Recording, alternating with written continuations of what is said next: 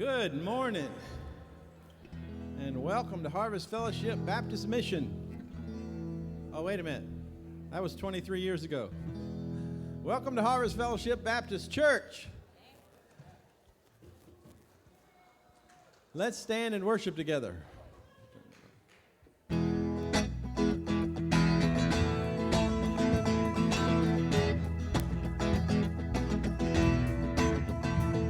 Let the glory of the Lord rise among us. Let the glory of the Lord rise among us. Let the praises of our King rise among us. Let it rise. Let the songs of the Lord rise among us. Let the songs of the Lord rise among us. Let the joy of our King rise among us. Let it rise. Oh, let it rise. Oh, let it rise. Let the glory of the Lord rise among us. Let the glory of the Lord rise among us. Let the praises of our King rise among us. Let it rise. Let the songs of the Lord rise among us. Let the songs of the Lord rise among us. Let the joy of our King rise among us. Let it rise.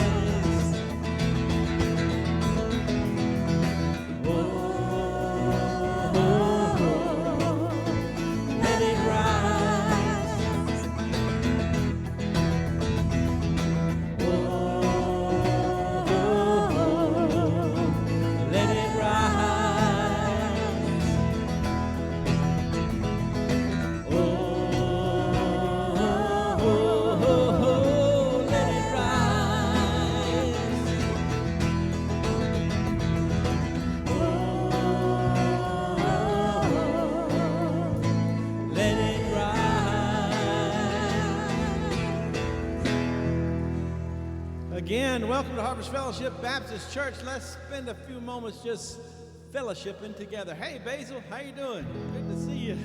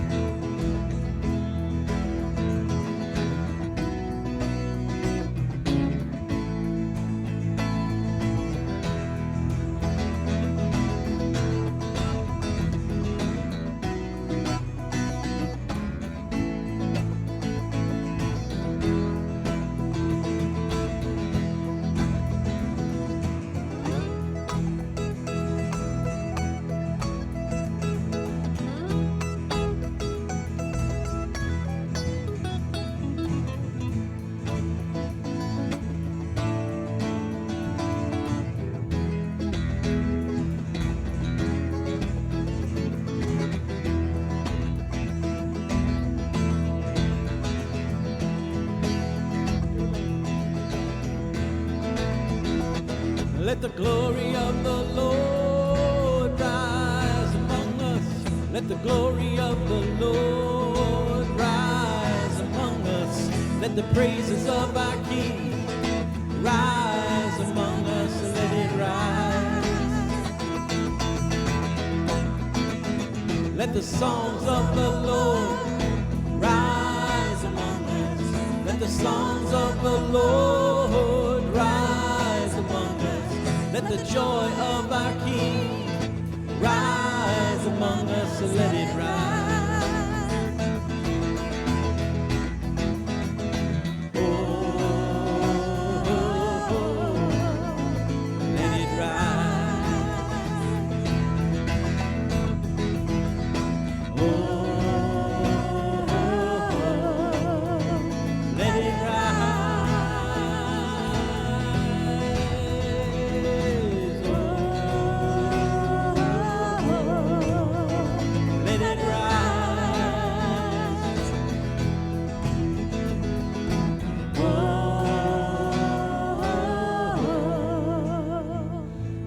Let it rise.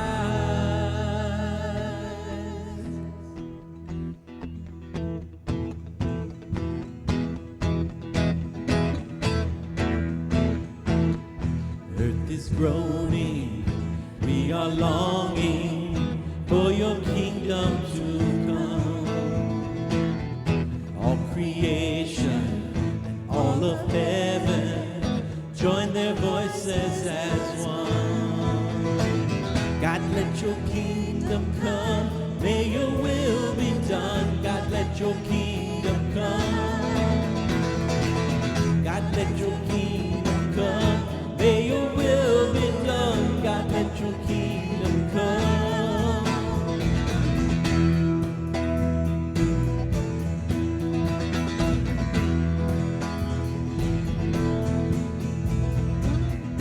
Hope is stirring, joy arising as we look to the day when all injustice will bow, every voice will cry out, holy is your name. God, let your kingdom come, may your will be done. God, let your kingdom come. God, let your kingdom come, may your will be done. God, let your kingdom come.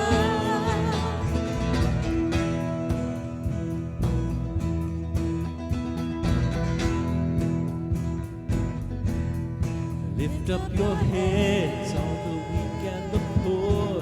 The Lord is at hand, and his kingdom is yours. Lift up your hearts, all who suffer and mourn. The Lord is at hand, and his kingdom is yours. Lift up your eyes, hunger for more. The Lord is at hand, and his kingdom is yours. Lift up a shout, let the earth hear your voice. The Lord is at hand, and his kingdom is yours. God, let your kingdom come, may your will be done. God, let your kingdom come. God, let your kingdom come, may your will be done. God, let your kingdom come. God, let your kingdom come, may your will be done. God, let your kingdom come. God, let your kingdom come. God, let your kingdom come. Let's pray together. Father, thank you so much for the opportunity for us to gather this morning in your presence, in the presence of our brothers and sisters.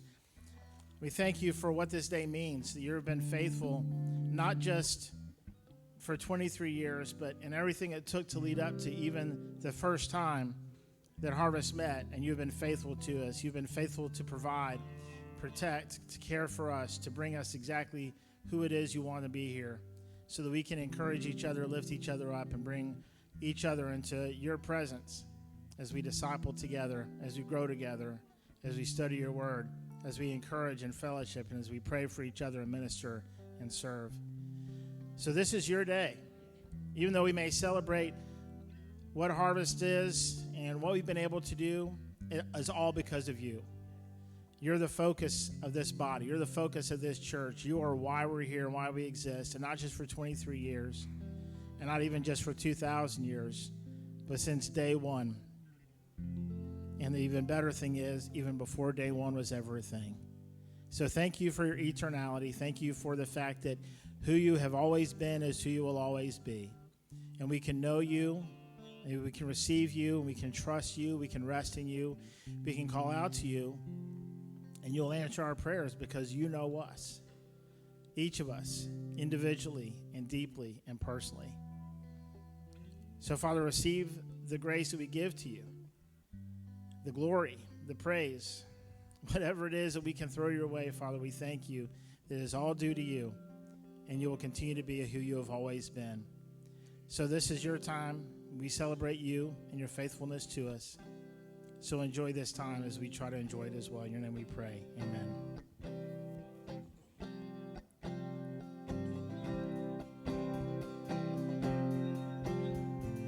Lord, the fields are ripe unto harvest. Send forth the laborers into your fields of gold. The fields are all around us.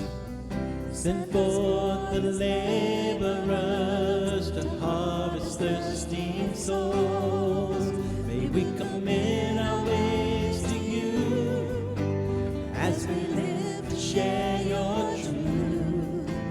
May this fellowship we have in Jesus bind our hearts and always lead us to carry out your great commission, catch a glimpse of your vision and fellowship in your harvesting of souls.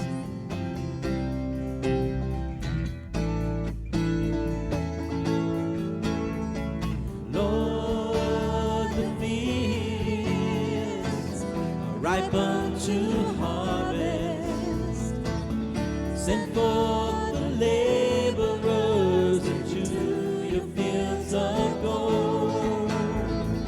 Lord, the fields are all around us. Send us forth as laborers to harvest thirsty souls. May we commit our ways to you as we live to share your truth. May this fellowship we have in Jesus bind our hearts and always lead us to carry out your great commission and catch a glimpse of your vision and fellowship in your harvesting of souls. We want to carry out your great commission and catch a glimpse of your vision and fellowship in your harvesting of souls.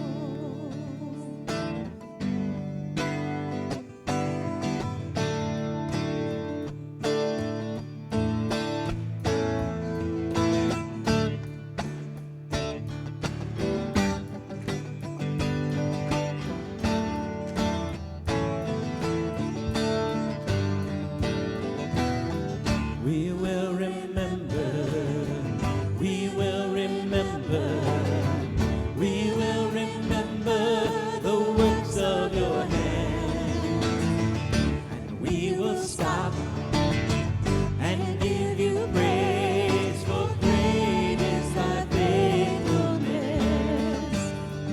Sing it again, we will remember, we will remember, we will remember.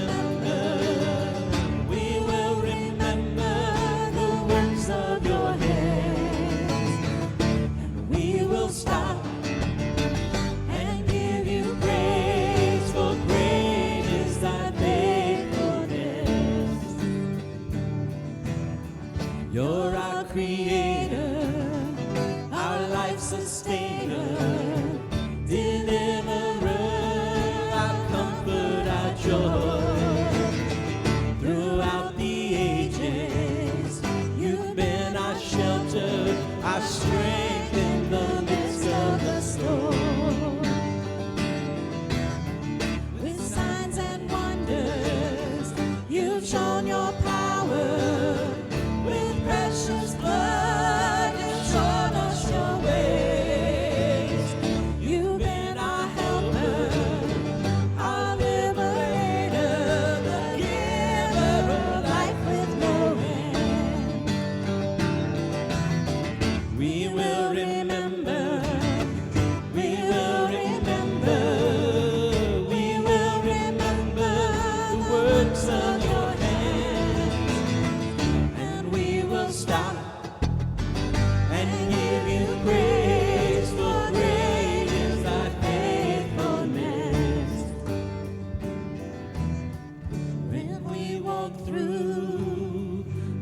darkest valleys, we will look back on all you have done, and we will shout, our God is great, and He is the faithful one. Hallelujah.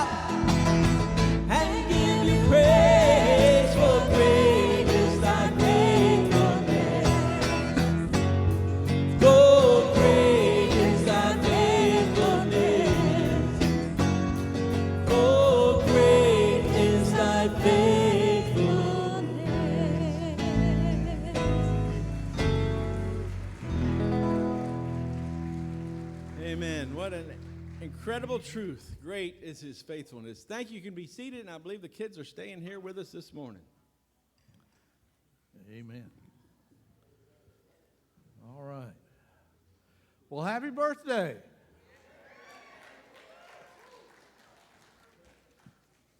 I am tremendously glad that you're here.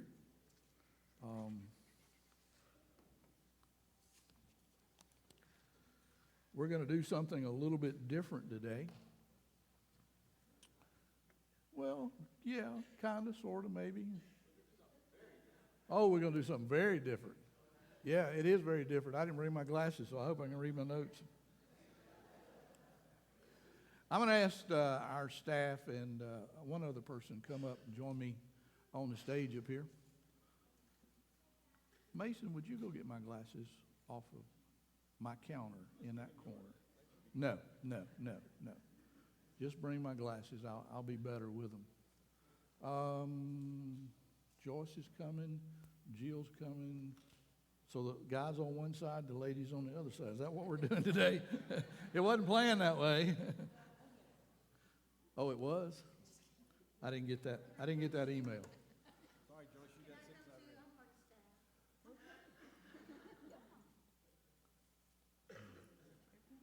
I didn't get another chair. No. You're good. I'm curious. Now I want you to think about this, because I'm not sure how you're going to answer this. How many of you were a part of the original? Look at Christy back there. She walked in at just the right time. She's glowing. How many of you were a part of the original core group? The original core group from Carrollton. I want you to stand. From Carrollton and Smithfield. You're a part of the original core group that started Harvest 23 years ago. Amen.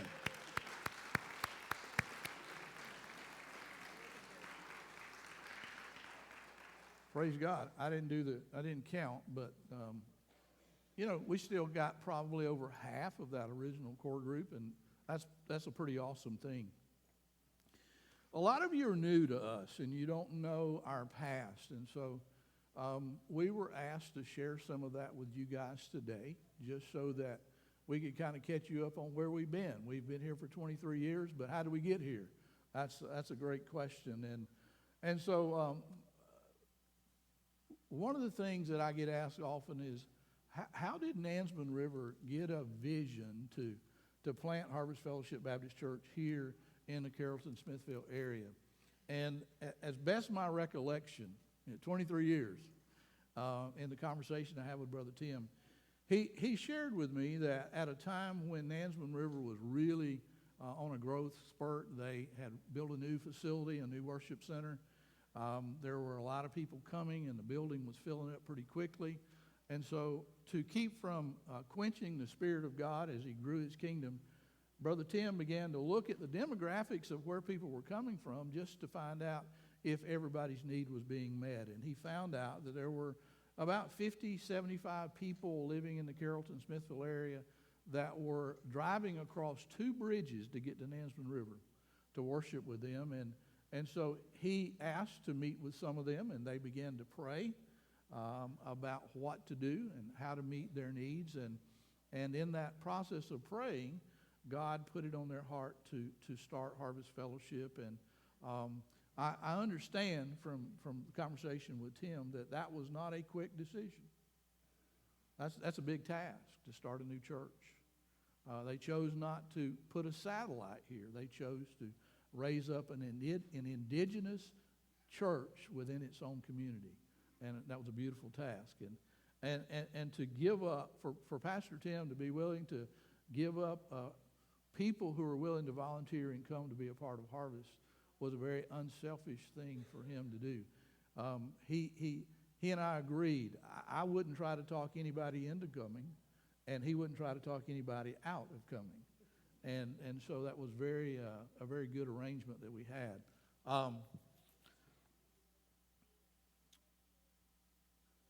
Some people ask, how did I get involved?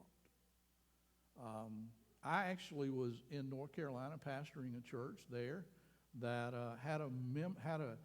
we had a couple at our church that had been members at Nansemond River, Coast Guard couple. They retired. They moved back to the community in North Carolina where we were at. That was home for them. And they introduced me to Pastor Tim. He was the senior pastor at Nansemond River. And when Tim and his team began to look for a church planter, they called me and asked me if I would be interested in planting a church. I'm not a church planter. I'm a pastor. I've had the privilege of planting a couple churches. There's a big difference. I'm more of a shepherd than I am a preacher. But anyway, Tim called and we began to pray. And it was about a 4 or 5 month process of me and him praying. Actually, Tim invited me to come stay with him and Sharon for about 3 days at their home. And that was pretty intense. Brother Gary Vaughn, who was the student pastor at Nansemond River, actually drove me around Smithville, Ottawatt County, all over everywhere. We did some prayer walking together. Kind of showed me what this area was all about.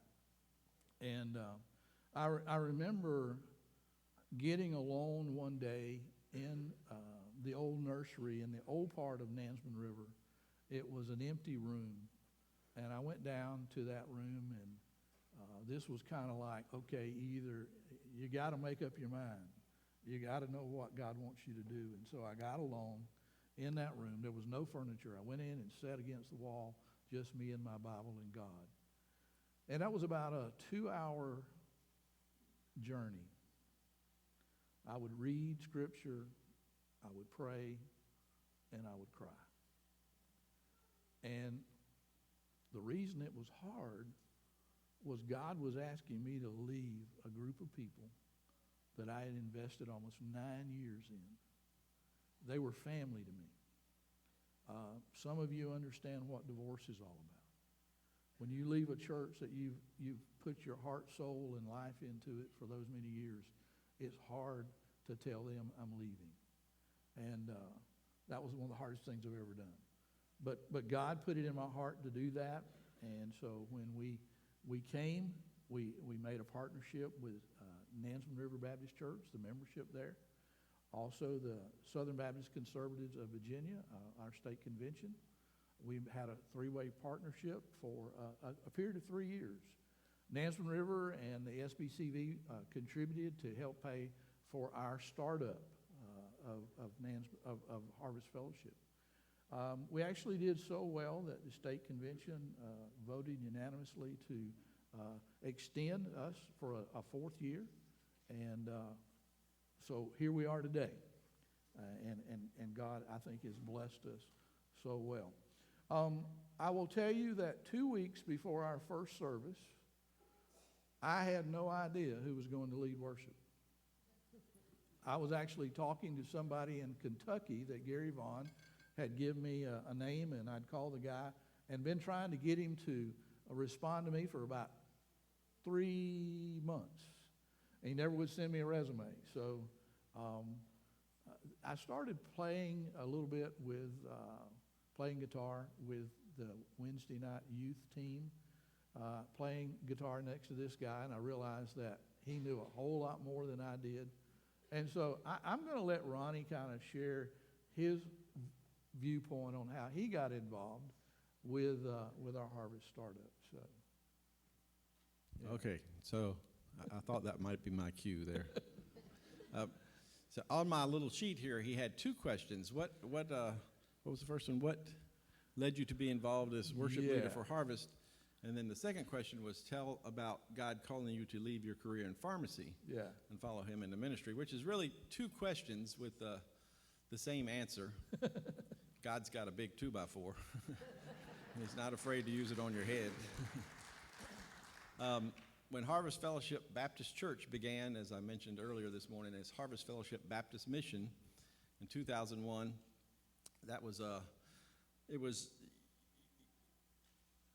I had been involved with our mother church, Nansemond River, all my life. I was a deacon at age 25. I've been teaching Sunday school since I was a teenager. Been involved with the choir since I was a teenager, on the praise team, involved in various mission trips. And, I felt like that was my ministry. That was where God had me planted, and I was ministering, and okay, I'm comfortable here. So you know what happens when you get comfortable. And my dad had just died in February of that year before we started here in May. And so my mom was still there at Nansemond River, and she had a great church family there. But it was a struggle. Debbie and I prayed about it quite a bit. But we both felt God leading us here to be a part of what he was going to be doing in Smithfield. But I don't mind telling you, it was a struggle. But finally, I surrendered to what God wanted us to do. And I remember a few months later, somebody that was in the Sunday school class I'd been teaching, he said, "Man, that should have been a no-brainer for you." God had been preparing me to be a worship leader, and specifically worship leader here at Harvest, all my life, really. Mm-hmm. I had a couple of guys that I'd played music with since the 70s, and they were both on the stage this morning, Tim and Bobby. And so I remember we got down in my basement with guitars and trying to figure out what we were going to do and come up with some music for that first service. And lo and behold, we did. And this guy here was playing guitar on stage, believe it or not. So, but again, from a musical background, God had been preparing me all my life. I was blessed to have some very good leadership growing up in high school. Had an incredible high school chorus teacher who got me, down the right path of actually learning music, but also played a lot of Allman Brothers in Marshall Tucker and garage bands growing up through high school, and also all of that God was preparing me. And I'd also been given some opportunities for some leadership roles at Nansemond River all along the way. So again, just all part of God's preparation. So the second question that's kind of follows up on that, what was the process for me deciding to leave pharmacy? Because I was a pharmacist. I was a retail pharmacist for 23 years in a community pharmacy, an independent community pharmacy in a rural setting, a lost and dying phenomena in our country, sadly. And that was also my ministry. I believe God had put me there. I remember the day that Debbie and I went to talk to the owner of the store after I'd graduated from pharmacy school, and we stopped and prayed on the way home, and just felt like that's where God had me. It was one of the few stores closed on Sunday. Yep. So, that was my ministry to people there in the community, and I prayed with some of our customers. I cried and wept with some of our customers as they went through things, and it was just, I believe that's where God had me. But much like where he had me at Nansemond River, he said, yeah, that's where I had you, but I got somewhere else for you now. So as Harvest Fellowship began to grow and the need for, additional staff and additional ministry opportunities presented themselves, Randy, of course, was aware of that, and he kind of started. Well, he said he promised Tim that he wouldn't try to recruit anybody, and Tim wouldn't talk anybody out of it. Well, he was doing some recruiting this time, and Art will share that too, I'm sure. But just praying through it, and was really feeling God's leading. But I'm one of those weird people who has to balance the checkbook to the penny every month. Tightwad. So tightwad, yeah, say that. So realistically, I was a pharmacist, and we were doing okay. It's not like I was setting the world on fire, but financially wise, we were doing okay. And I knew I was making this much, and that was all going somewhere, and I was going to be making this much. So I struggled with that. I don't mind telling you, I really struggled with that. And I've shared this story with a lot of you before. You've heard it, but a lot of you probably haven't heard it. So as I was struggling with that, I remember it was a Wednesday night. I was taking my daughter up to youth group, and for some reason I had set my wallet on the back of the bumper of the pickup truck. Didn't realize it. Drove off. Came back home and didn't realize it till the next day. When I got up to go to work, it's like, oh no, where's my wallet? I've lost my wallet. So I had to go to work. Got back home from work that night, and this is the truth. I had sat down and was getting ready to pick up the phone. The ones that used to be attached to the wall. Getting ready to pick up the phone to start calling, credit cards, bank, cancel, all that stuff. And as I'm reaching for the phone, it rings. And somebody says, are you Ronnie Bunch? I said, yeah. He says, well, I think my wife found your wallet. She was out running on Sugar Hill Road today, and there was a bunch of stuff strewn all over the highway, and she picked it all up and shoved it all back in there as best she could. I'll be right there. So, ran down the road, picked up the wallet, started going through everything. Everything was in there except for what little bit of cash I had, and again, the joke was on them, and my pharmacist registration card. And God said to me, I can take it all if I want to, but I got something else for you to do. And that was the moment of surrender, and the rest was just details. But I can tell you, and I still don't know how it all worked out, I never missed a penny. God blessed us beyond imagination.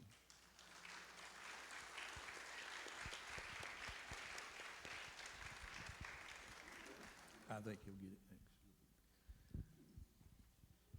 So I'm next, I guess. The mic was handed to me. Wait, you'll be next, not right now. Okay. All right. I'm going to turn this off. Yeah.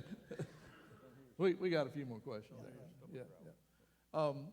Some of the people have asked, how did we ever wind up in Carrollton Elementary School? And, we were there 14 years. That's a long, long, long, long time. Actually, Pastor Tim wanted us to be in the high school, and he had actually encouraged me to go and talk to them, and we had already done that. I already got permission from the superintendent of Alawat County for us to go into the high school.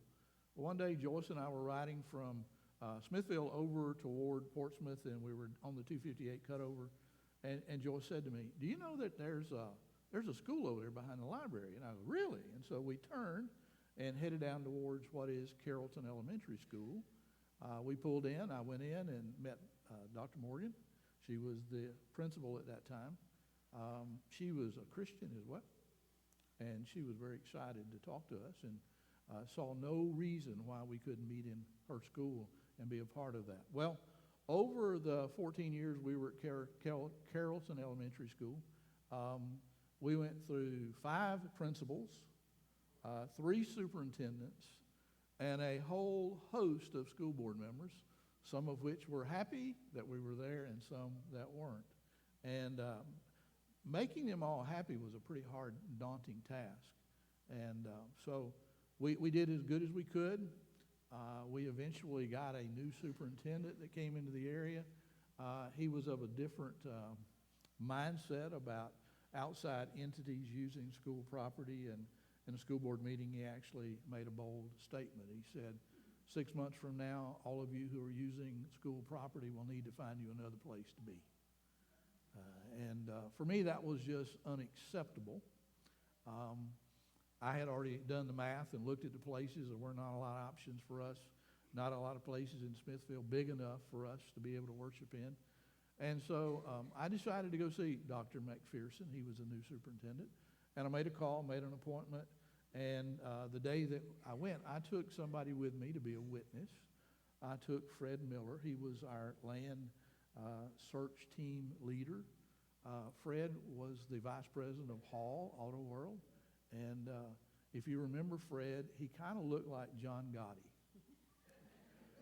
It was a November day, and Fred showed up to pick me up to go to the school board office, and he had on his long overcoat, his long black overcoat. And so when we go into the school board office, I told the secretary, I said, I'm Pastor Green. I'm here to meet with Dr. McPherson. And she said, who is he? I said, he's a friend of mine from our church. Well, she wasn't sure whether he was a lawyer or a mobster or what. But and that kept that when we stepped into Dr. McPherson's office, he went from being normal color in his face to solid white. It was just all the color left his face because he didn't know who had come to see him. And we sat down, and I just explained to Dr. McPherson, I said, look, we're not the first school or first church to use a school. In fact, there are several churches that are using school facilities in Isle of Wight County. So there's a prerequisite already set here, and I would just like for you to reconsider. That's why I'm here one-on-one talking to you. I'm not here to sling mud or, to create a situation, but please consider our need.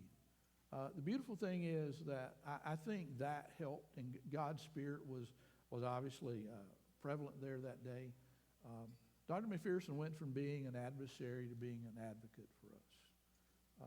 Instead of me actually having to stand up in front of the school board and present our request, he just, the last several years, just signed it. He made a way for us to be able to in the school as long as we needed to be in the school. And he actually came, him and his wife came and worshiped with us several times. Found out later on he was Jehovah's Witness, but he was coming to setting in a Christian service, and that was a beautiful thing. I remember over the years, especially in the beginning, several people, several pastors, several church members asking me, why in the world do we need another Southern Baptist church in Isle of Wight County? Now, you've been around. We've got quite a few. I tried to say to all of them, let me assure you that we are not coming into this county to pull members from your church to fill ours. Our task is going to be to come in here and try to reach people who don't go to church anywhere. And I can proudly say to you that over 23 years, that has been a goal that we have kept. We've done a good job. We've kept our word, and I think we've succeeded in that. The only thing that Pastor Tim ever said to me about his expectations for Harvest was he wanted us to be conservative, believe the Bible, practice the Bible, live the Bible, and be contemporary. And I think we've done that as well.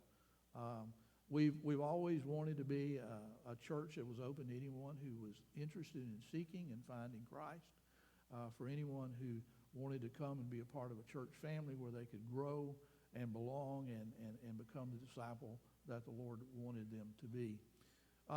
So our doors have been open to anyone through the years. You can put that on paper, but you find out who you really are when you open the doors and you see people starting to come into your church.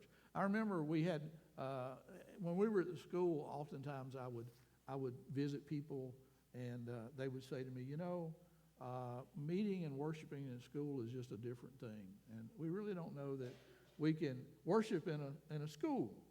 And so sometimes they would come and they'd be a part of us for 2 or 3 or 4 weeks, and then they kind of disappear.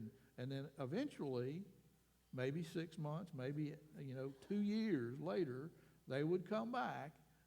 Many of them would, and they would say, we went to different churches in the area, but nobody welcomed us like you do here at Harvest. And if we've been known for anything, it's been a warm, friendly environment where people can come and worship God, and I'm grateful for that. Donald, raise your hand there, brother. You're going to shoot me for mentioning you, but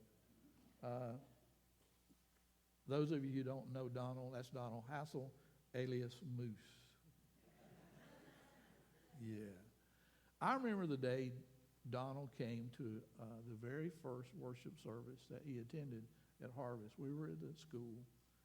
Donald walked through the doors, and I was kind of maybe 30 or 40 feet in front of the doorway. And when Donald came through the doors, he just kind of stopped.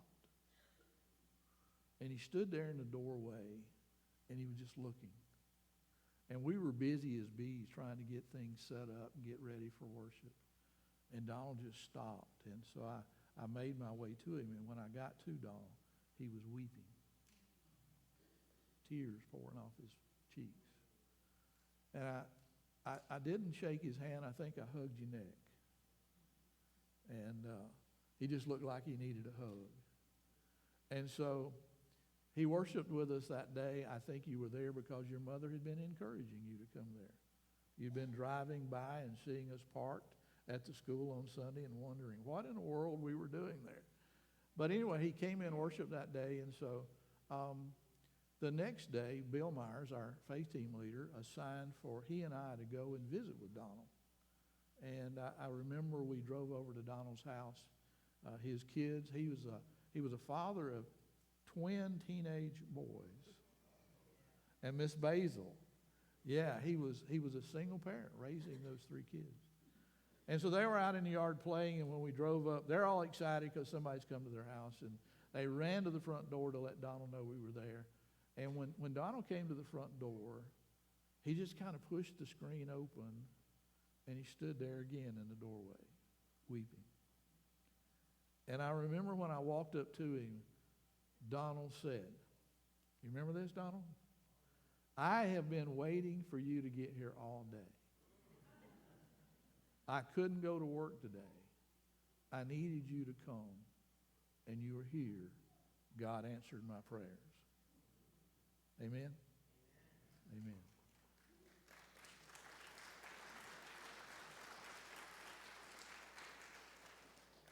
I tell you that story because that's why we needed another Baptist church. Not just his story, but there's a lot of stories like that out here in this audience. We're here because God wanted us to be here. And I'm excited to be a part of a wonderful church named Harvest Fellowship. There are other things that people have asked about our beginning. One is, how did we get this land? And so we've asked Jill to share with us a little bit of the story of how we came up with, I was wrong, wasn't I? How we came up with buying the property here on the old livestock auction yard. So Jill, I'm going to let you, is it on? There you go.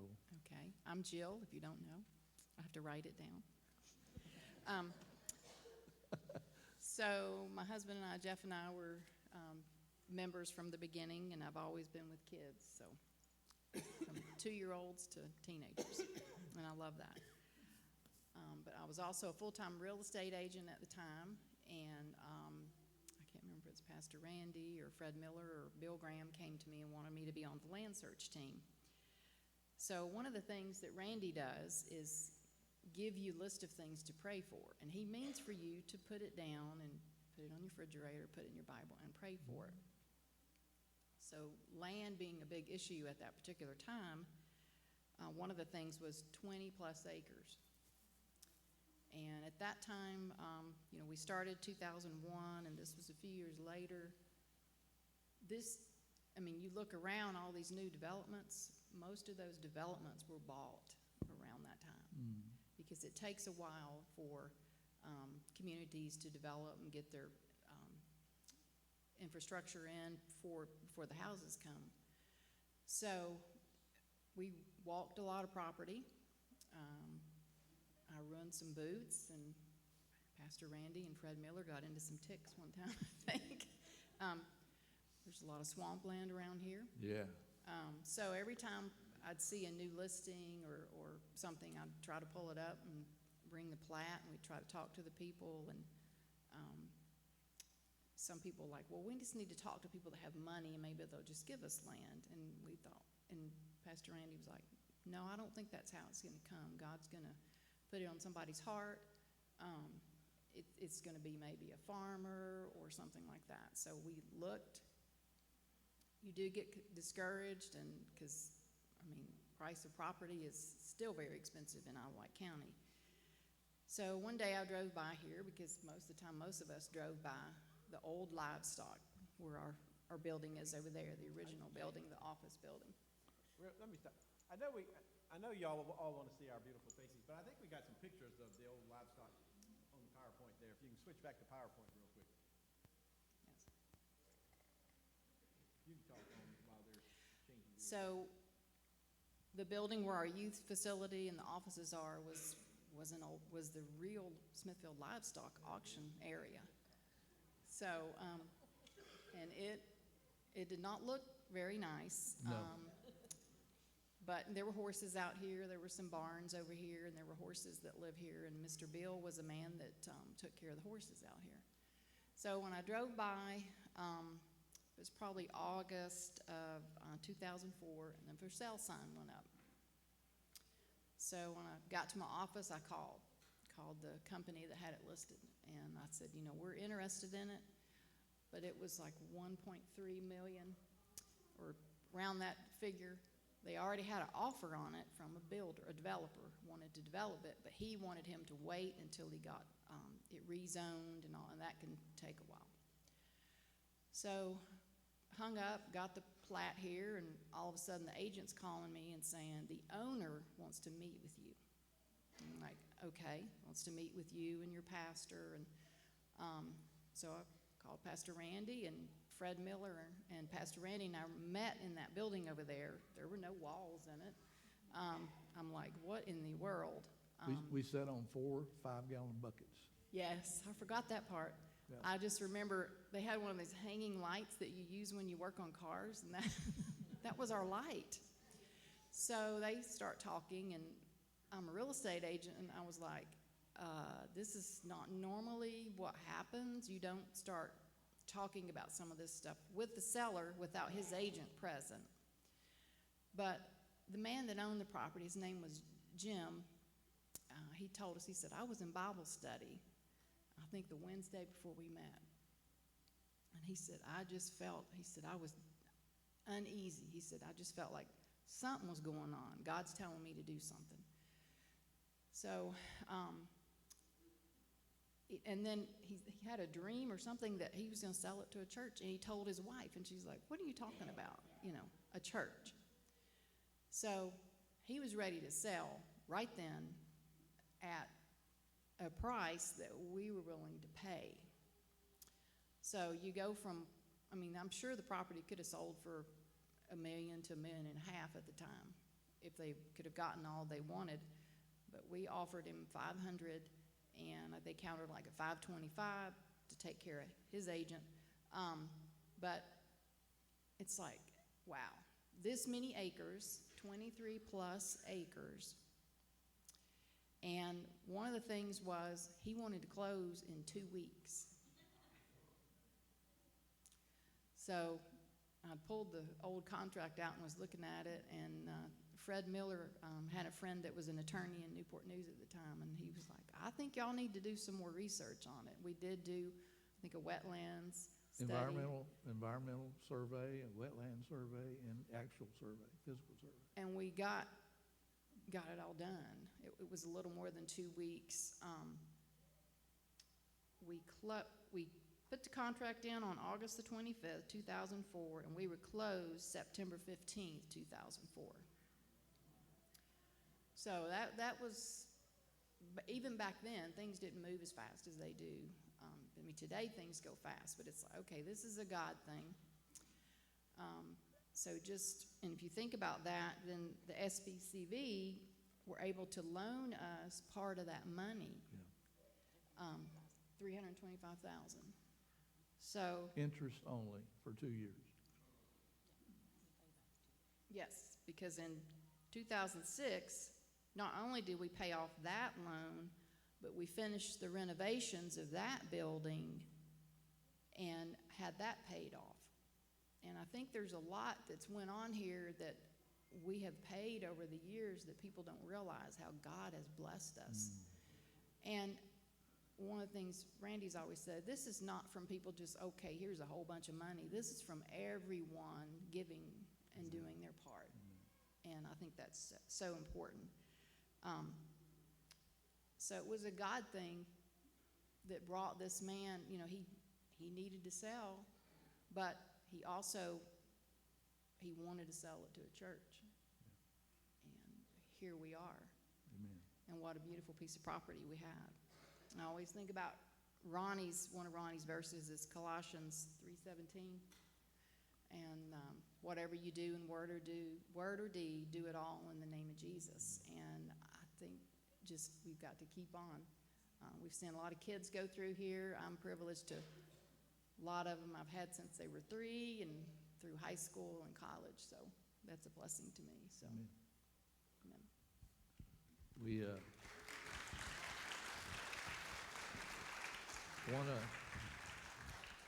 one of the things that we didn't learn until we got in the middle of that process, we were just days from having that final meeting where we would sign and own the land.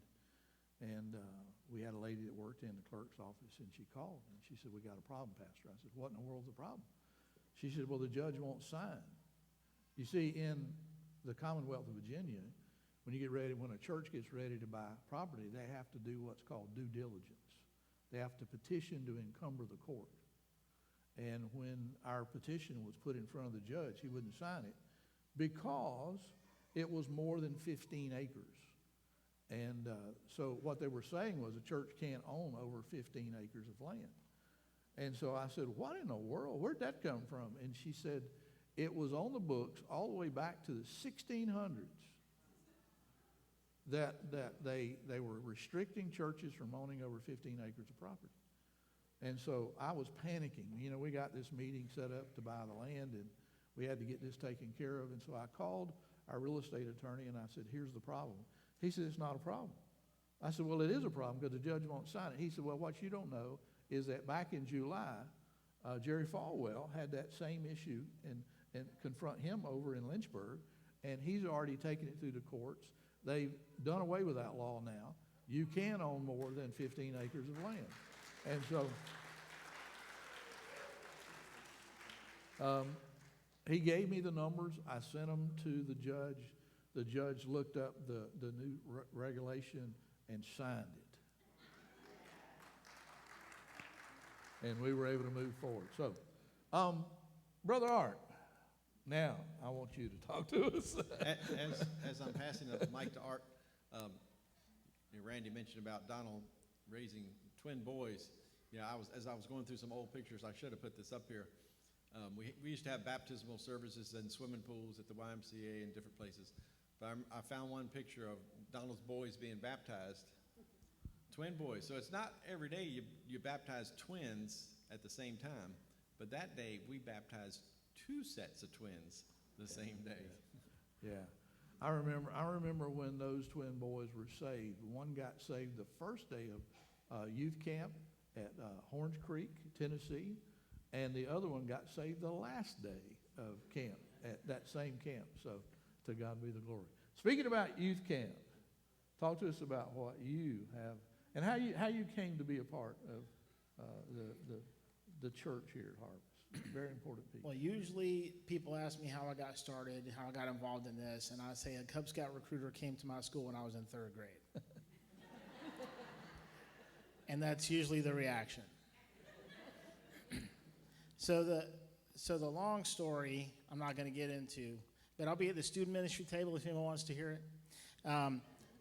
So the short story is, I got involved in Boy Scouts when I was in 3rd grade. And that's important. It's very important for a lot of different reasons. But as far as the ministry, it's important because when I graduated college with a degree in youth ministry, a friend of mine was at the association office and returning a projector, and there was a guy there, and they just got talking, and he said, by the way, you don't know anybody who's looking to be a youth pastor, do you? Ha, ha, ha. And Eric said, funny you should ask. One of my friends has graduated from college with a degree in youth ministry, and he does not have a position. So I was able to call my dad, and he printed up kind of an informal resume for me. We went through it on the phone because that was before email was a thing, and he turned it in, and I wound up getting that position at that church as my first full-time student ministry position, which is where I met Heather. And the pastor, his name was Dennis Colbreth. And several years later, after serving at that church, going to Texas and going to school there, getting my degree, after Heather and I got married, then moved back to Georgia. And Dennis Colbreth moved to South Norfolk Baptist Church to be their senior pastor. Yep. And then while he was there, they planted River Oak Church. Yes. And Dennis went there. So Dennis was in the Church Planters Network. Is that right? That's what it's called, Church Planting Network. And when I was serving at the other church in Georgia, then when we knew it was time to go, then I sent my resume out to the Church Minister Relations Office at seminary because the Southern Baptists don't place their pastors. They don't move them around. Every church is autonomous.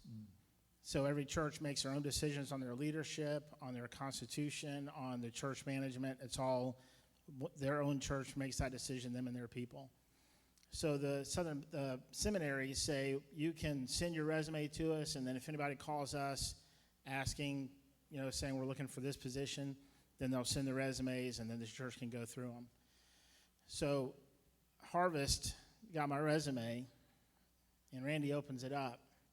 And the first name he sees on my references is Dennis Colbreth, who he already knew from the Church Planter Network. Yeah. Now, how did I get to Rolling Hills where Dennis was? Because the chairman of the search committee that called me there was a scout leader, and he said, this guy's an Eagle Scout. I want to talk to him. So how did I get to Harvest? Because the Cub Scout recruiter came to my school when I was in 3rd grade.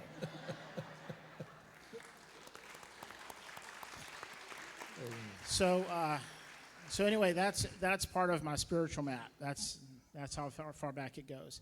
God called me to student ministry when I was in high school. And I didn't have to go through what these guys had to go through with setting a career and having a well-paying, established, long-term career.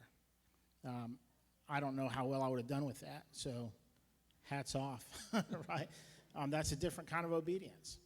But I do remember when I was in seminary and I was in one of my jobs, and this was after I had graduated. It was while I was in school, but then after I graduated, God took care of us in all ways and all these kind of things. I had gotten my master's like I was supposed to. I had experience like I was supposed to. And I sent my resumes out to churches like I was supposed to. And I got rejected by 10 churches in 8 months. So I was like, okay, well. But in the meantime, at 2 o'clock in the morning, I'm throwing freight from one truck into another truck by myself in Mineral Wells, Texas. And I lost it. And fortunately, God is bigger than me, and he could take it. But he didn't let it sit. because I got to the point where I said, all right, God, I'll go anywhere you want me to go. I'll take any position you want me to take. I'll do whatever ministry you want me to do. And I'll go back to the school after my shift, and I'll change my resume out to where everything says where I'll serve, how much I need, all this kind of stuff. It's just any. So I did. And then I got a call from a sick church in Georgia. And when I say that, I mean it's unhealthy. And it was. And God said, now you can stay here for 8 years because you told me you'd go anywhere. And this is where you need to be to become who I need you to be. So God taught us a lot of lessons there with a lot of great people. But it was a struggle. After 8 years, I got 2-3% raises over the course of that 7 years. And then I got a 17% pay cut. This is where the church was. It's what they could do. So we were going through a rough time. We were struggling. God always provided for us and always took care of us. And when Randy called me, we were also our family, not our immediate family, not us and our household, but we had some extended family going through a crisis. And the possibility for us was to move 3 states away when they needed us the most. And it put us in the position of saying, all right, well, what are we going to do here? And Randy and the church and the team that was pulling us in, we visited twice. They were very patient. It took months, several months. And finally, Randy got to a point where, as we were talking one time, he said, listen, you have to make a decision. Because we have a direction, we have a ministry, we have somewhere we need to go. And we either need to move forward, or you need to let us know that we can go with somebody else, that we can pursue someone else. And that put us into some hard conversations for a few days. We asked some hard questions. And I won't forget that one of the things that Randy said is, because we had talked about the church that I served in, and he said, you can heal at Harvest. And he was right. He's right. So... But I've been in student ministry for 35 years, and because he called me in high school, and there's no golden parachute, and there's no aging out apparently, but one of the things that makes Harvest a different kind of church and a unique church, and in my opinion, a special church. We've been through a lot, our family has, with the Harvest family. That you guys have supported us and encouraged us and lifted us up. Both my parents have died.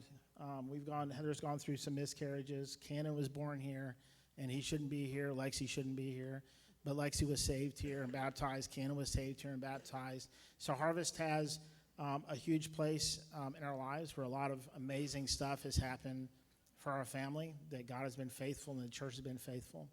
But the leaders that were here before I got here have set a culture of love, compassion, service, outreach, ministry, care. And that's why Harvest is who it is. Yeah. That's why people come.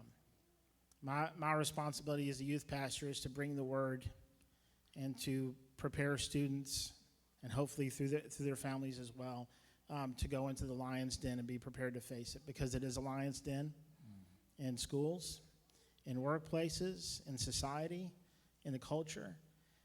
I don't know if you guys realize how blessed you are to have who you have at Harvest, but and Valerie, you and I are anomalies apparently, because only 12 to 13% of next generation leaders, that's me and Valerie, children and student ministers, only 12 or 13% of us believe that the Bible is the Word of God. Yeah. And it's taught here, it's preached here, it's lived here, it's given to you so you can integrate the same thing. And Randy and Ronnie, only 41%. So if you're at Harvest, stay here. So just because it's a church, my hope as a student pastor is that I'm preparing them that even if they go and look for a church when they get out, when they grow up and have kids of their own, or go to college and look for a church, that they can see the truth, they can recognize the lies, and they can avoid what needs to be avoided so they can continue to grow. And that's why we do what we do. Amen.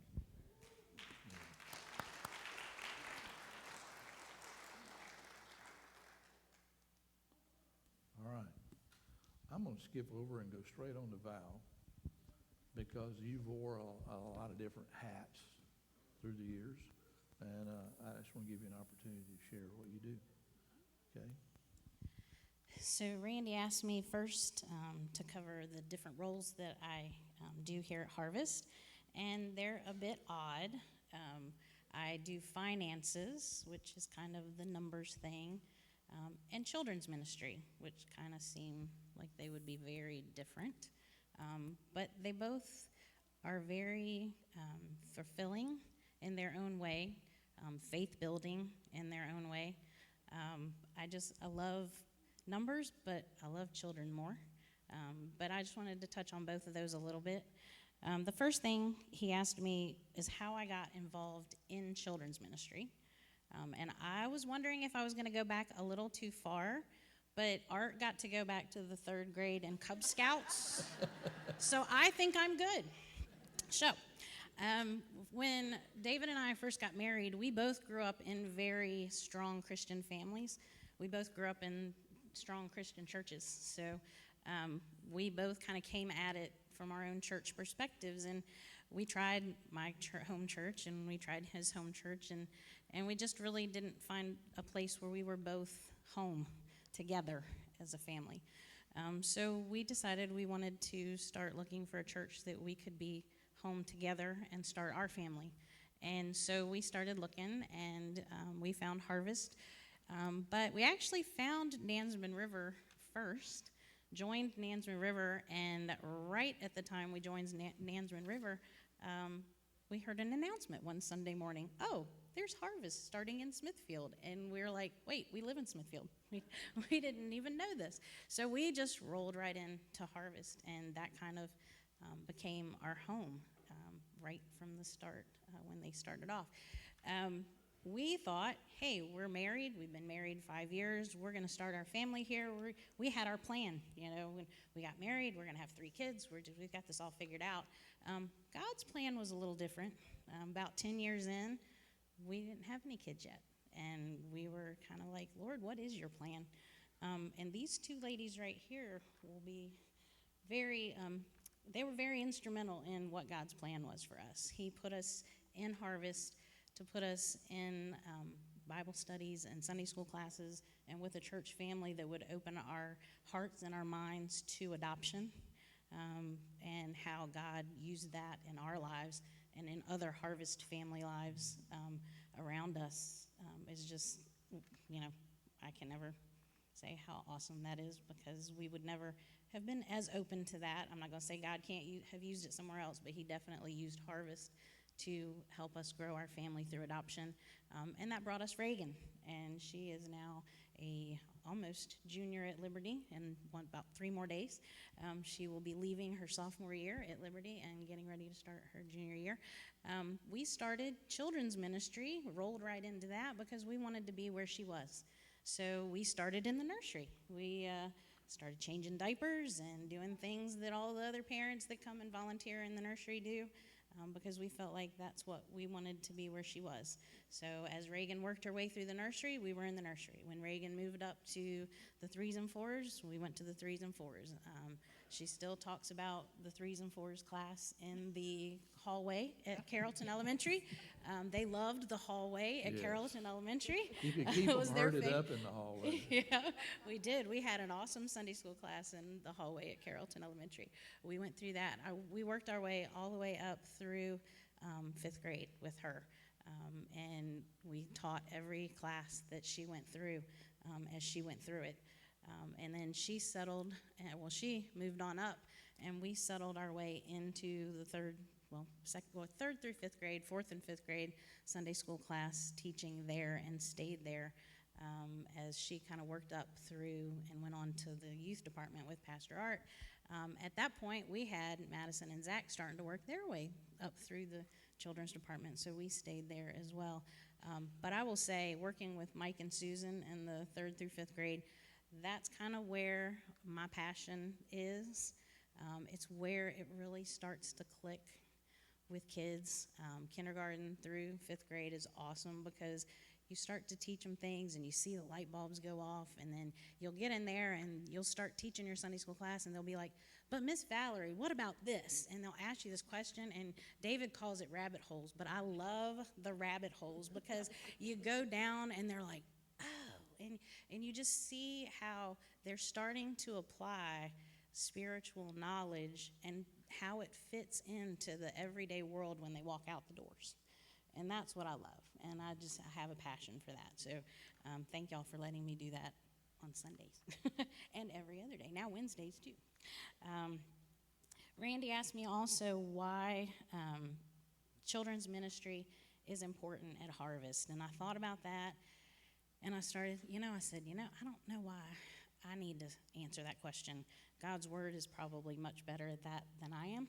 So I started looking for scripture that fit that, and I found a perfect section in Psalm 78 that was actually for Israel, but I really think it applies, so I wanted to read it. Let's see. Psalm 78, 4 through 7. We will not hide them from our descendants, and this is God's word. We will tell the next generation with the praiseworthy deeds of the Lord, his power and his wonders that he has done. He decreed statutes for Jacob and established the law in Israel, which he commanded our ancestors to teach their children, so the next generation would know them, even the children yet to be born, and they in turn would tell their children, and they would put their trust in God and would not forget his deeds, but would keep his commands. And that's why we do what we do. He also asked me to tell a little bit about the financial piece, and I know Jill touched on that. We have been so blessed over the years, just to all of the things we have seen God do and work through. The purchase of the land and how God worked that out and the time frame he worked it out and how it was paid off. We've done 2 campaigns in our church history. We have exceeded our pledges in both of those campaigns. We have seen God every time we've come to something where we've known what we should do, but we haven't seen how the financial piece was going to work out. We've kind of just stood back and watched God work it out. And I used to worry a little bit because being numbers, you're kind of like, how's that going to fit? And then when you get to the other side of it, you're like, oh, that's how that's going to work. So I don't really stress about it anymore. I'm almost, when we come to those types of situations, I'm kind of becoming one of those people that's like, all right, God, how are we going to do that? So I just thank y'all for letting me do that too, because it's a blessing. I love everyone that you guys are just family. You've been family for 23 years now, and I can't wait to see what God does in the next 23. So thank y'all.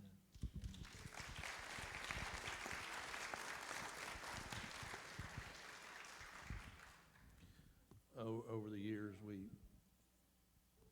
and I guess maybe God has used Valerie to help my faith, because the ball rolls to the end of my desk, and a lot of nights, and I actually had somebody earlier say, Pastor, I understand our giving is up, so are you sleeping better? Yes. But there was a time when I would go to Val and say, well, how we doing?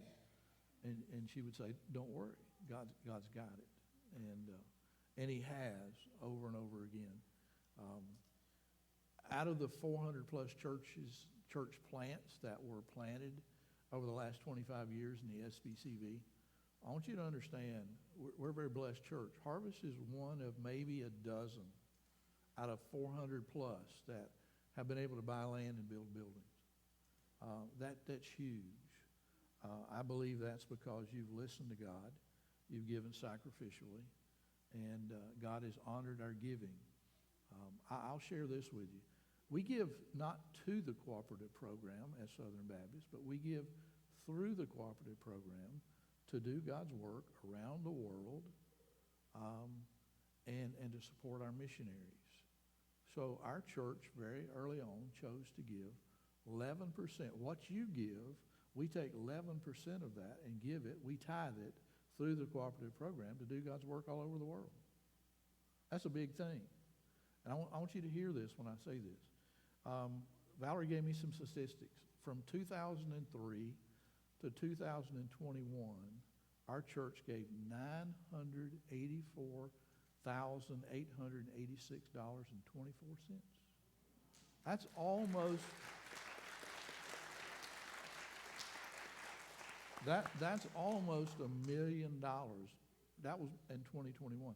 We probably gone well over $1.1 million, $1.2 million now. Thank you for that, because that's an expression of your love for God. Giving, as Ms. Pat shared with me earlier, we were talking, Ms. Pat and I, that giving is an act of worship, right? And we give to the Lord. We give generously, and I'm very proud of you. As you know, my bride is up here. I've drug her from Florida to here.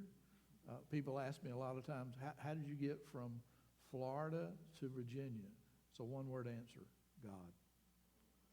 I'm going to let her elaborate on that just a little bit, and let her share with you how she came to be a part of Harvest. So. Well, I didn't understand I was supposed to go all the way back to Florida. You So, don't have to go all the way back to Florida. but yes, but the Lord took us to North Carolina in Edenton, and we were there for 10 and a half, 11 years. And from there, he called us here. And that's kind of where I start what I want to share. And I remember the day that Randy called me and I was at work and was telling me that Tim had called him.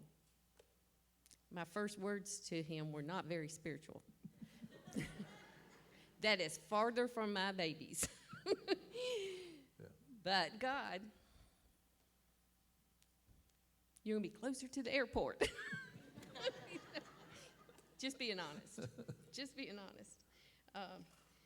But the other factor for me at that point was we had moved one teenager. At the same age that God was asking us to move Leah. Something we said we'd never do again. Exactly. But then again, God began to work on us through that. But Tim's phone call came in the spring, and it was late spring, and we decided not to say anything to Leah until school was out. Because in North Carolina, they finished the end of May, and up here, you'd still be in school for several weeks, and we could do some things. So at that point, come the end of May, we started sharing with Leah, and we came to Smithfield one day when I was off from the bookstore. I worked at the Christian bookstore in Edenton, one of my favorite jobs of all times. But we met with the principal, we met the coaches for volleyball and softball, and we walked around the school and saw the gym and just did some things we had not had the opportunity to do with Leah when we came to that point, because it was so far away from Florida to come to North Carolina. But we were able to do that. And then we talked and we prayed through the next couple of months. And in August, my parents were having their 50th anniversary. And we were having a big family gathering. And Randy didn't feel like he could go, but Leah and I flew down. We flew out of Newport News. And we're sitting in the airport, and even back then, the planes would run late and that kind of stuff. So we were sitting on the floor in the airport next to a lady who lived in Cypress Creek, Smithfield, Virginia. Not only was she from Smithfield, but she was going to the same airport we were going to. She wasn't going a different route when we got to Atlanta. She was going to Fort Walton. And my parents were meeting us there. And so we sat with her and we talked with her, and we flew there. And not only we found out that she was going down the same day as we were to get her little boy who had been visiting with grandparents, they were flying back the same day. So we all came back to Newport News together. And Leah just looked at me when she said we had all those dates lined up and where we were going. It was like, Mom. Another opportunity I was having at the time down there was in our church, and everything was going so good. And we were growing, we were doing, and at that time I was teaching the high school Sunday school class. And we were doing a study that was put out by Sean McDowell about helping these young people know what God's will was for their lives as they grew and as they started making adult decisions. And as we were going through it, God was just speaking all over the pages. But I knew that I could not at that point share how deeply he was working in us and what he was showing us on our journey. But I made lots of notes in my book. In the fall at the bookstore, and I go back and forth in different just milestones that were there for me that God just spoke to my heart. We were getting in new inventory, and I was unwrapping pictures to hang on the wall. And one came in with a duck on it. Of course, it took my eye, just that, but the scripture on it was, "The mind of man plans his way, but the Lord directs his paths." And I looked at Gloria, and I said, "Gloria, I need this picture. Can you order another one?" She ordered me one, and it hangs in our house. But it took months for it to come in. Then we came to the point that we came to Nansemond River, and we spent the weekend. We stayed with Tim and Sharon, and we went to church, and we did all the meetings, and Randy preached on Sunday night, and we went back home mid-October, and we knew that it was time to make a decision. And the three of us sat down, and we started talking about all the ways that we had seen God working in the different things, different ways he had spoken to us. And it was, what do we do? And Leah, just as grown up as she could be, looked at us and said, "How do you not do what God wants you to do?" She had seen it all along the way, and she was understanding it. And so my boss was going out of town. She was going to be gone for a week. I said, "Randy, we can't go in tomorrow and give our resignation without me letting her know before she leaves town." I said, "Because she'll hear from somebody." Because it'll go through the community. And I called her and I said, "Can we come to your house? Can we come see you?" She said, "Absolutely." When we got there and sat down, she said, and we started talking and started explaining things. She said, "I knew you were leaving." She said, "When you called, I knew." She was very understanding. She was a Christian woman. She was wonderful. She taught me so many things there in the store. But on Sunday morning, when it was time to share that decision with Faith Fellowship, it was just so ironic how we ended up. We weren't together. Leah was sitting with some of the kids or something, and anyway, we were all sitting in our places. You know how we sit in our places? But after the service and Randy was given that announcement, I watched the person who was our youth leader at that time come to Leah and put her arm around. And another dear friend came and sat with me. And we all sat through it together.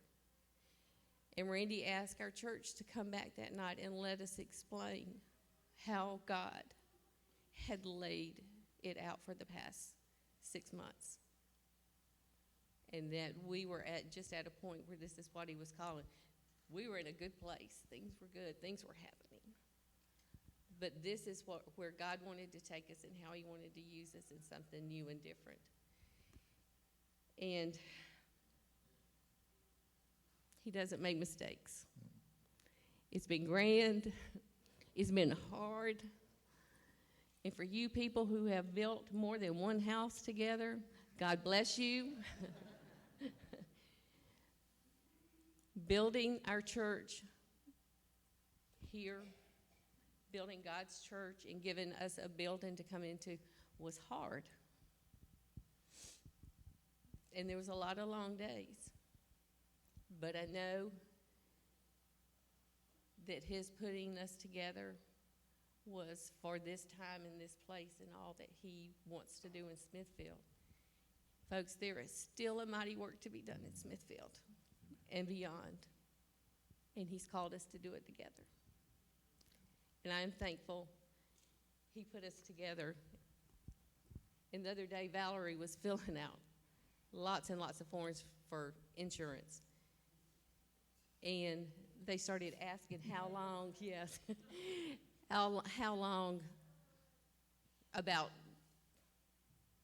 what is it for policies? That's the word I'm looking for. We've all been together so long, we haven't had policies, so we're in the process of working policies up. But to say that it's been a sweet time, and as Art said, I think we've all been here for each other in hard times and loved on each other and definitely grown together. It's been a blessing. I thank you for the opportunity to serve at Harvest and to be a part of the Harvest family.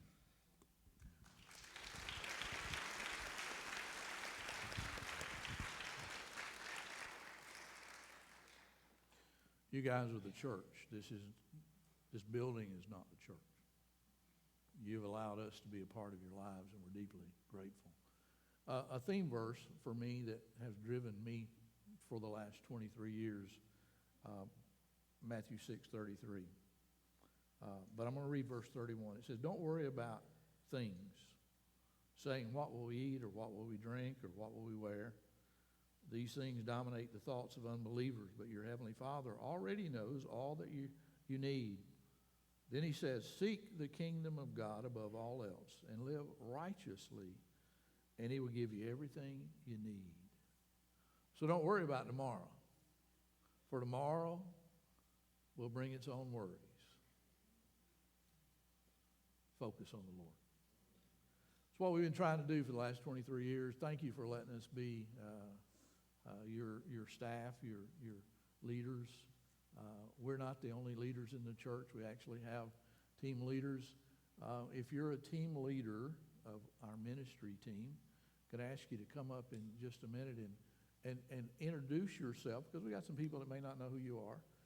Team leaders are going to come up. They're going to introduce themselves, tell you what their ministry is, and invite you to come visit their ministry booth out in the foyer.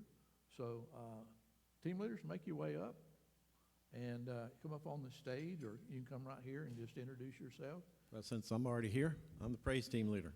Surprise, surprise, right? Also lead our mission team. There's mission opportunities. Sign-up sheets are always out in the foyer. There's ongoing mission opportunities, Faith Riders, Crafters for Christ, OCC stuff. So just be aware of all the mission opportunities that are ongoing here at Harvest. I'm going to hand it off to Art right now. I'm the student ministry team leader. I'm kind of the team, but but I have a lot of people that volunteer and help out in different areas. But if you're interested in talking to me, find out more what we're about, either for a student or to volunteer and help us out, then I'll be right outside the center doors here. Here's Bill. Good morning. I'm Bill Myers. I'm the faith team, known as the faith team, but it's an evangelism team, outreach team leader. Got a booth set up out here with a TV, so I'd be interested whether you got the spiritual gift of evangelism or not. Come and talk to me. We're all about preparing you as a Christian to grow and mature, but really to come to actually know how to approach people and tell people about Jesus and how that's all about. For me, the blessing in all of this was when I started actually doing faith. Eventually you young people especially, one of these days your kid's going to ask you about Jesus. And I'm going to tell you something. It's, you know, you don't want to actually hand them off if you don't have to. If you can actually speak to them about who Jesus is and be involved in that process right there to see where, you know, you're giving them the information, God's working on them on the inside, and then they get saved. It's just amazing. And my daughter did that. At 9 years old, she came up to me, and I was able to do that. So, you know, for you young folks, there ain't nothing better than to be able to be part of that process and working with the Lord to see that for your own kids, you know. Amen. All right. All right.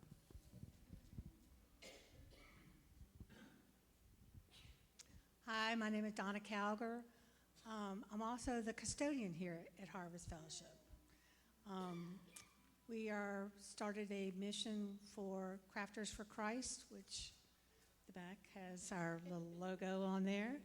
We crochet, we knit, we sew, we do all kinds of things to bring comfort for people that are struggling through life, whether it be cancer patients. We've taken blankets to them, lap blankets. We've gone to dialysis. We've crocheted booties and little hats for the Crisis Pregnancy Center.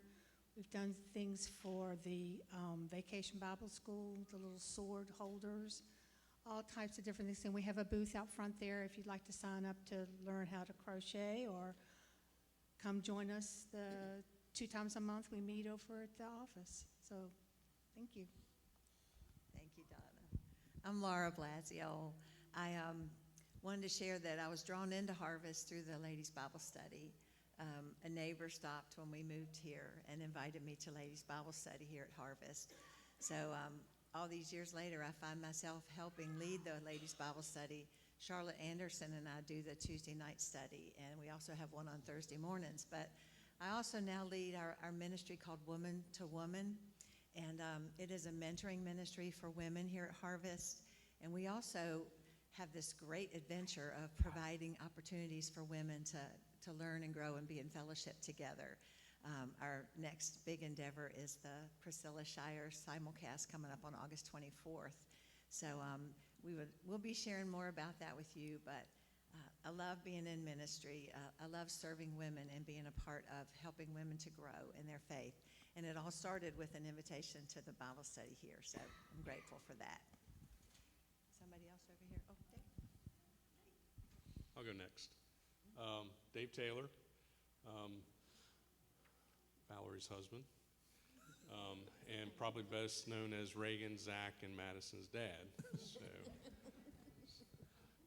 but I have the privilege of leading the prayer ministry. I was recruited by a dear lady, Elaine Centerfit, many years ago. She was also a charter member of Harvest. I like to say we're legacy members of Harvest. But I have that privilege. We do a lot behind the scenes at Harvest. We always say as Christians, what's most important is our relationship with Christ. We can't do that without talking to God and talking to Jesus. And so prayer is vital in that. And I'm just so thankful to be in a church that has an emphasis on prayer. A focus on prayer. We constantly remind our members of prayer. I wrote down just so many things that prayer is involved with at Harvest, and filled up a card really quick. We support our other ministries through prayer. We're always praying for our mission teams going out. We have, many of you probably don't know, but we have prayer warriors that pray each and every Sunday during worship. And if you're interested in that, please come see me. I love a shout out to Joyce because she maintains our prayer chain so well at sending a prayer request out. And then those go out even further, Email is a wonderful thing. Men's prayer breakfast. We couldn't do that without John Green and Mike Hurst as well, and the effort that they put behind that. Encourage all men. We meet once a month, so come see me about that. Wednesday night prayer time. If you're not taking part of that, I just encourage you to do that too. So there's just so many things that we do with the core of prayer at Harvest, and I just want to say thank you that give me the opportunity to do that, to lead. And if you're interested, come see me. Hi, my name is Maureen McClellan, and I'm the leader for First Impressions, the greeters that meet you at the door.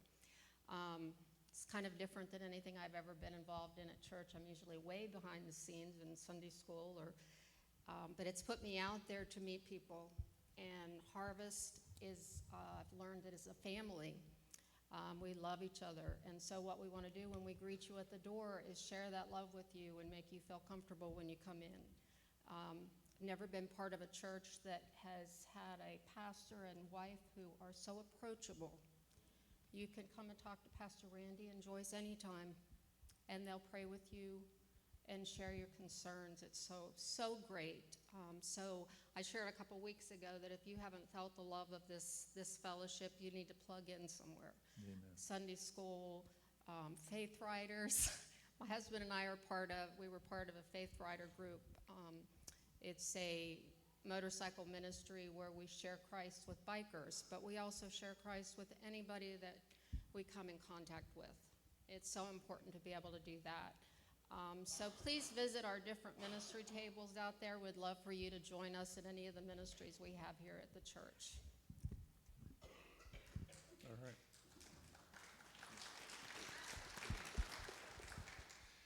Hi, my name's Dave Kennedy. I'm the Education and Discipleship Ministry Leader here at Harvest. Like to, within this space, I see a couple of things, right? First, it's kind of the nexus between outreach, discipleship, and community, right? In addition to the Bible study classes, right? Those are our small groups where we do life together. Right? That's a way for us to bring our social circles, if you will, and work circles in with our church circle, right? And bring those folks in. This current generation of folks and reaching them is way different than what it has been in the past, and we've got to constantly find new ways to go do that. We spent the last several months kind of walking through several core classes, right? Learning how to do discipleship, learning about your spiritual gifts, and Pastor Randy takes time to make sure that you're right with God, right, as you come through and that process, and none of that's on accident. And we've all got a part to play. And your small group, your Bible study, is an awesome place to start developing those spiritual gifts in a small, intimate setting with some people that love you and are close to you and will help encourage you and bring you up.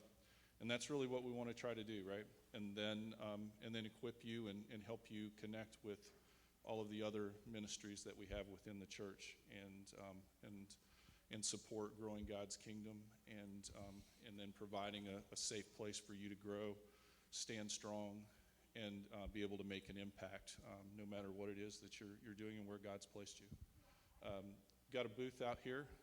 We'll share with you some of the needs that we see out there, not just what we have today, but kind of where we're going, as well as those of you that haven't been able to get on the Right Now media platform, which is something that we really want to use to help reach other people.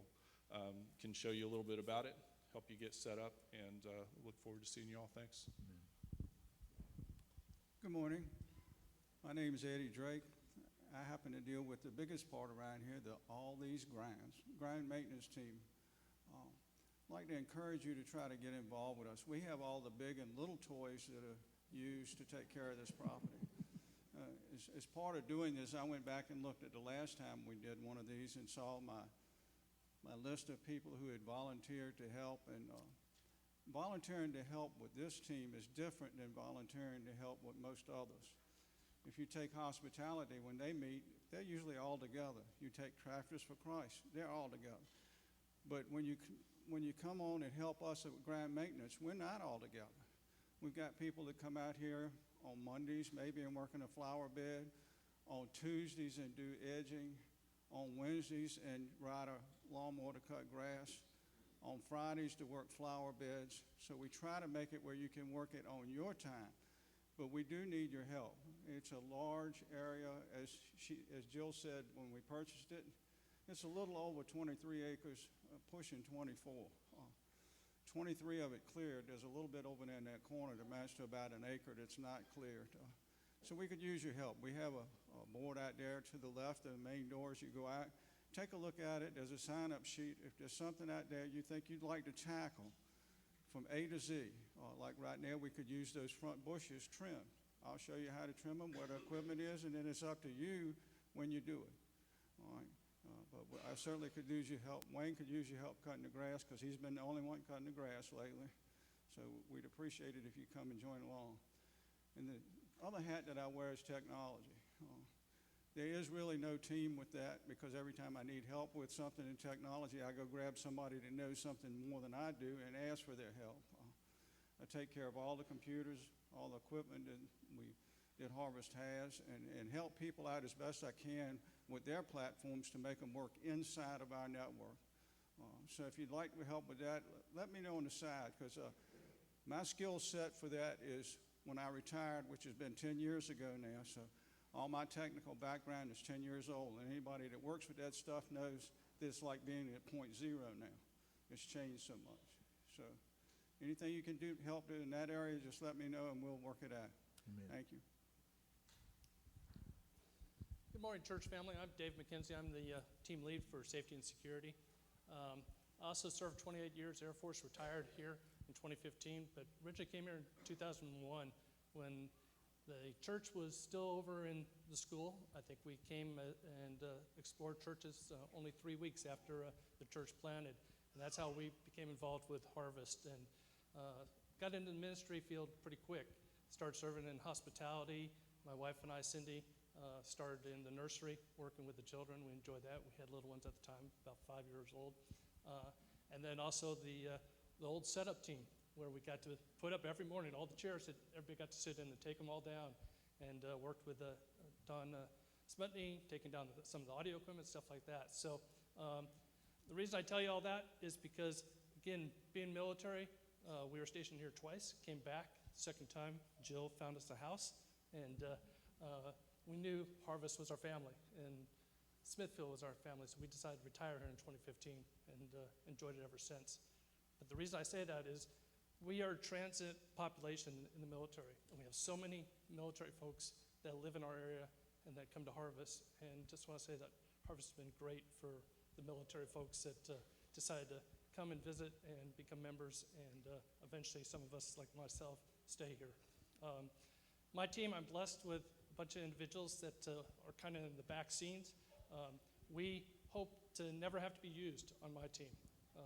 Our vision is to provide for your safety and well-being day in, day out while you're on the campus. We have everything from first aid kits to AEDs to CPR training, nurses on our team, stuff like that, to make sure that you're safe while you're on the property. We also have to worry about the physical protection of our assets. We talked about not only the 23 acres, but also the buildings that we're responsible for, make sure they're secure. And we've done that through the surveillance cameras that you all approved, some physical barriers, as well as walkie-talkies, and our roving force protection measures that we have in place. So that's what our team does. Hopefully you feel safe and secure while you're here, but also we want to make sure that our assets are protected. So if you're interested in finding out more about our team, we have a booth out there. We'd love to talk to you, but thank you. Hi, my name is Susan Hurst, and I am team lead with my husband Mike on hospitality. And I have a question first. Mike needs 2 men in the back to help move tables. So can you go back into the children's wing and help him move tables? I'll call on, thank you. I wanted to tell you a little bit about our family. We've been here, I don't remember how long. It was after the church was established, but we have seen both of our sons married. We have seen my 76-year-old father-in-law accept Christ. At the time, he was the oldest man that Pastor Randy had baptized. That was a life-changing experience for our family. We have been blessed with one grandchild, and we have another one on the way. So, Harvest, you've been through thick and thin. Mike and I have lost 3 of our 4 parents, and you're just always here. Family describes Harvest to a T. So I appreciate you and love you all for being our family. And I love all of the ladies and gentlemen that's on the hospitality team. I've got to move. I can't be still. Guys, we have over 25 of you folks helping on hospitality. So what does hospitality do? Yes, we cook. But we not only cook for ourselves and for the community, we cook for first responders. We cook for the police folks that are riding their bicycles from Chesapeake to D.C.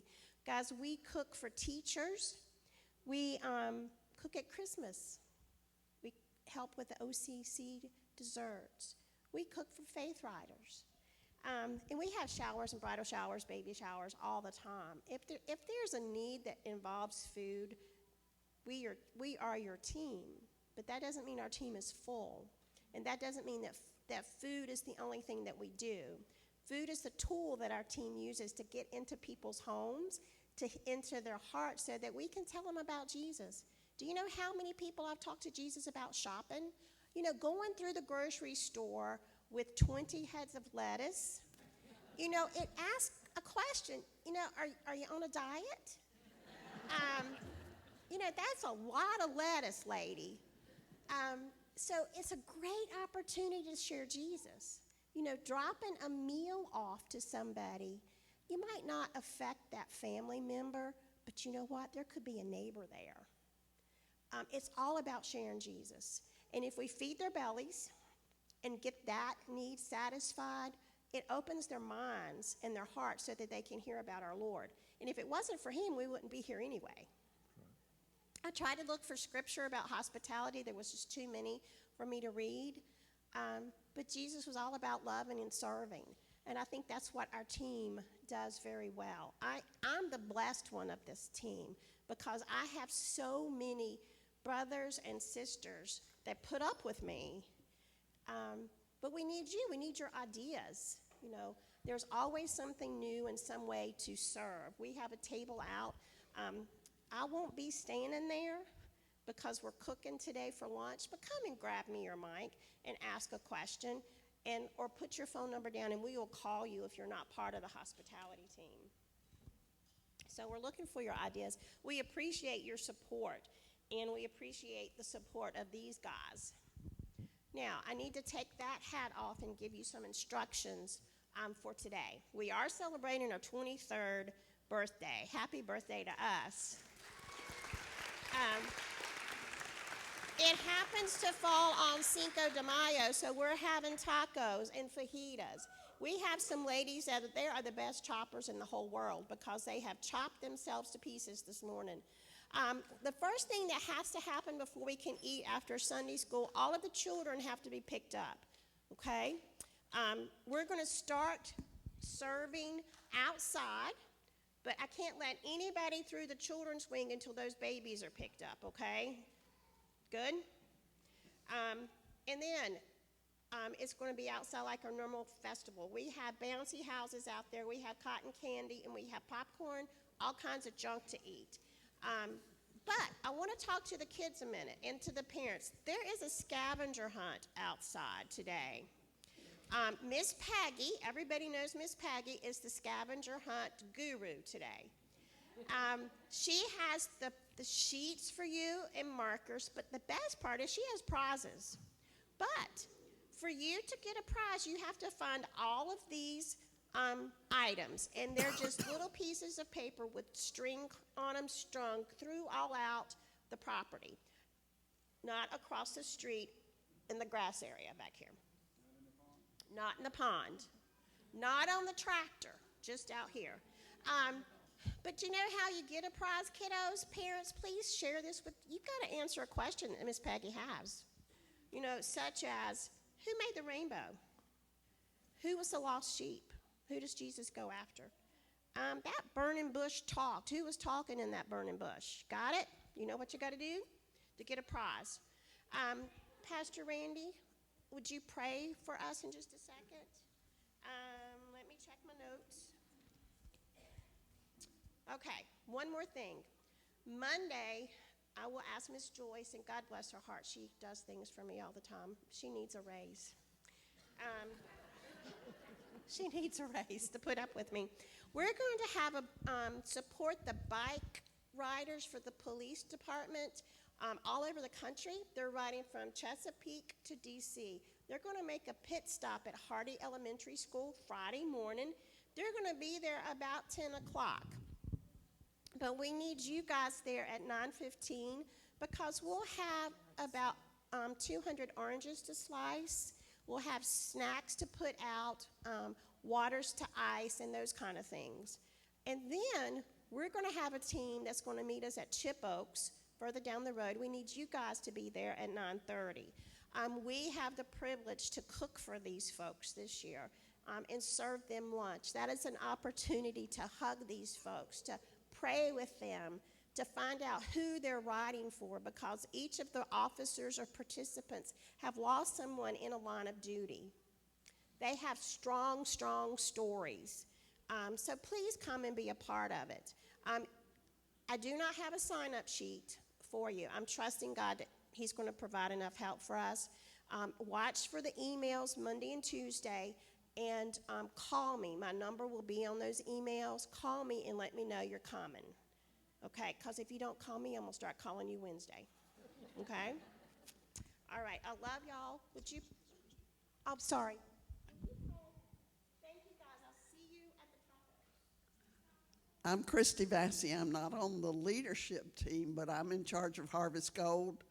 About a year and a half ago, Sharon Lucas and I decided that we wanted an opportunity for the white-haired folks, or those who have white hair that keep it colored, could get together and get to know each other.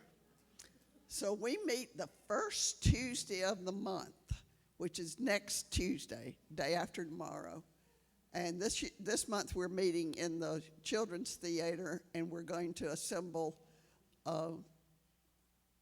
shoeboxes for the OCC team, and they're feeding us pizza. So if you're coming, please let me know so I'll have a count. But I want to say, I talked to Randy. I heard we were having this person come, and he was looking for property. So I was yard sailing at the time, so I'd go and I'd find property, and I'd go over to Nansman River and tell that person, because they hadn't told us who it was yet, tell that person to contact this number. They've got property. So they finally gave me his telephone number. And the first time I talked to him, it seemed like I'd known him forever. And I was working at the Chamber of Commerce, and I said, well, the next time you come to town, come by the chamber office. And I heard these people walk in, and I walked down the hall, and I knew it was Randy and Joyce, and I had never seen them before in my life. And I loved them on the spot. And Randy has put up with a lot from me. Amen. But I'd had a church situation that was really bad, and I have been so excited all 23 years to see what God has done in Harvest Fellowship. If you've never been a part of a new church and seen the growth and see where you can literally see God at work, that's what Harvest Fellowship's all about. So if you're 50 and over, or if you're younger than 50 and want to come eat pizza and get to know because I did not have white hair when this church started, and there were very few people that did. Even Randy. And I had hair. And Randy had hair.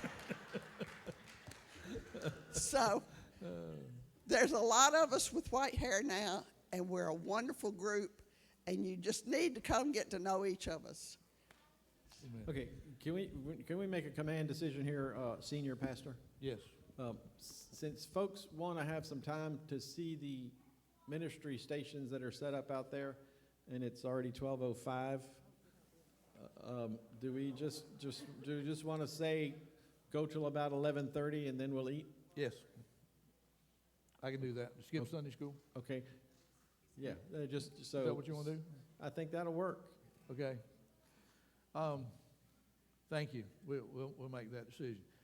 Christy, I'm just going to say this because as a person who's planted churches, we need people of peace whenever you move into a new community. And Christy was that for us. She pointed me in a lot of good directions and made appointments for me to talk to the right people and critical peace. And I'm glad you're a part of us. And yes, we've grown together, haven't we?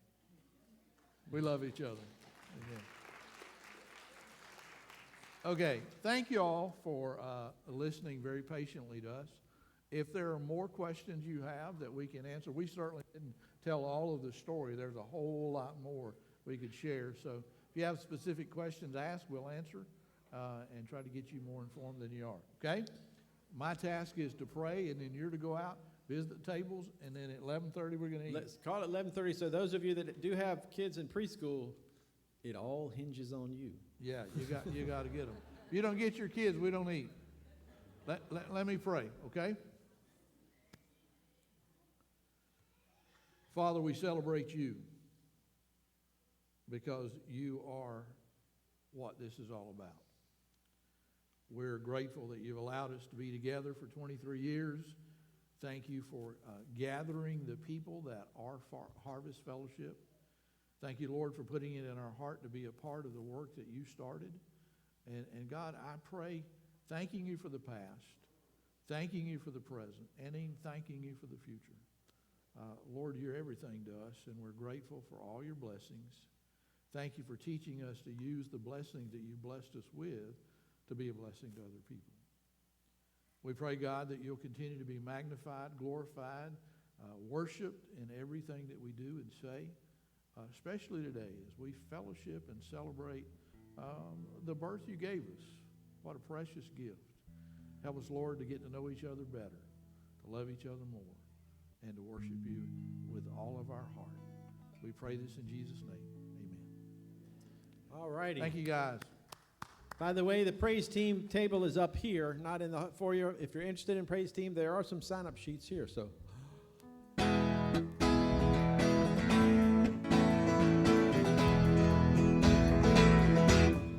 I press on for the cause of Jesus Christ. I press on for the cause of Jesus Christ. Forsaking all my accolades, my failures and my strife, I press on for the cause of Jesus Christ. I press on toward your calling in my life. I press on toward your calling in my life. Striving for heaven's goal with my eyes upon the prize. I press on toward your calling in my life. To the one who's taken hold of me, I will cling to with all